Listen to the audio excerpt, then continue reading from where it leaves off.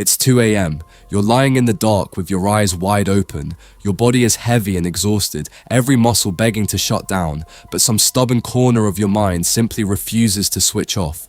You check the clock again. Why does this keep happening? You did everything right. You turned off the lights. You put the phone face down. You're warm. You're comfortable. You're safe. And yet a part of your brain is still standing guard, scanning the room, listening to the house creak and settle, refusing to let you go under. You might think something is broken inside you, but the real answer is far stranger. Nothing is broken. That sleepless, watchful part of your brain isn't a malfunction. It's ancient, and for almost the entire history of your species, it was the thin line between waking up in the morning and never waking up again. To understand why you can't sleep, you have to understand what sleep actually is. Sleep is surrender. When you fall asleep, you go blind, deaf, and paralyzed all at once. Your eyes stop seeing, your ears mostly stop registering, your body locks into a kind of temporary paralysis so you don't act out your dreams. For roughly 8 hours, you become the most helpless thing in the room.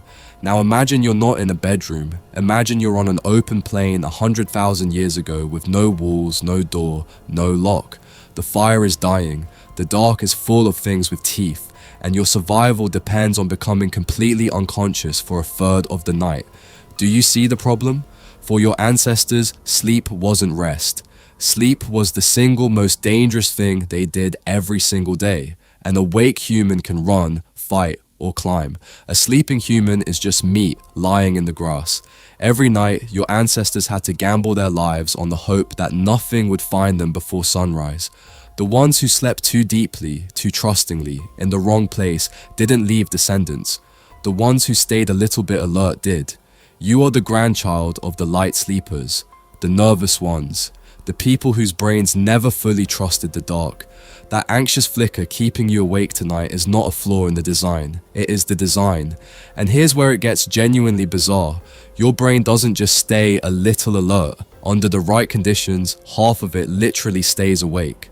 There's a phenomenon sleep scientists call the first night effect. You felt it. It's the reason you sleep terribly the first night in a hotel or a friend's house or anywhere unfamiliar. You toss, you wake at every sound, you feel like you barely slept at all, and then the second night, you're fine. For decades, this was just an annoying quirk.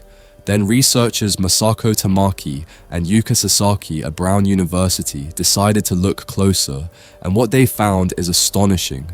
They scanned people's brains during that first uneasy night in a lab, and they discovered that one hemisphere of the brain, usually the left, refused to fall fully asleep. It stayed in a lighter, more watchful state than the other side. It was more responsive to sounds. It was quicker to wake the whole system if something seemed wrong. Your brain was standing in night watch. Not metaphorically, physically. One half of your head volunteers to stay partly on duty in a strange place, exactly like a dolphin does, exactly like certain birds do when they sleep with one eye open on a branch. You are running an ancient security protocol you never agreed to and can't turn off.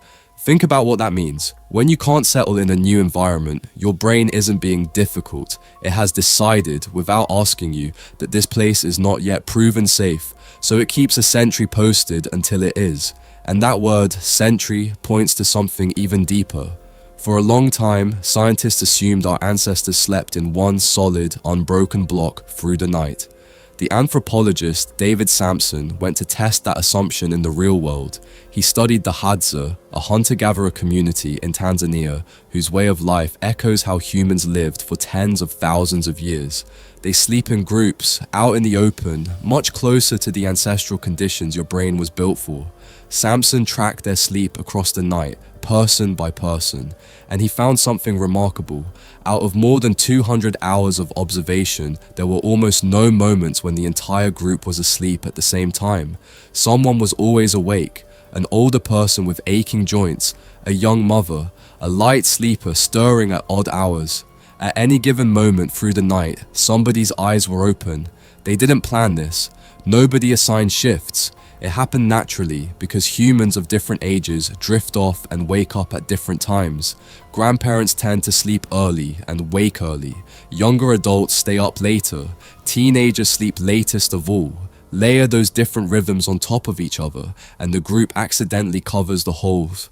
And if you want to fall asleep tonight, make sure to smash that subscribe button, and goodbye.